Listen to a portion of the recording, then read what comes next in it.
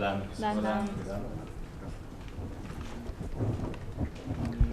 Hvala lepa za vaš izražen interes za delo odbora za zunanjo politiko.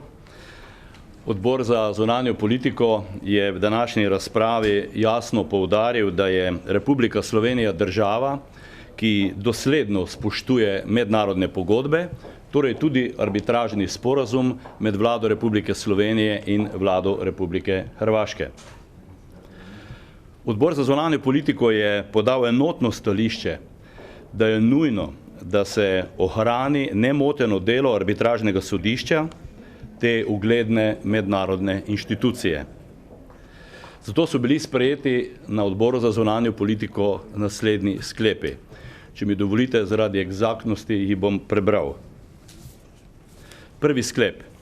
Odbor za zunanjo politiko podpira aktivnosti vlade Republike Slovenije, povezane z arbitražnim sporazumom med vlado Republike Slovenije in vlado Republike Hrvaške za nadaljevanje nemotenega dela arbitražnega sodišča. In drugi sklep. Odbor za zunanjo politiko pričakuje, da ga bo vlada Republike Slovenije redno in pravočasno obveščala o vseh aktivnostih povezanih z arbitražnim sporazumom med vlado Republike Slovenije in vlado Republike Hrvaške. Hvala lepa.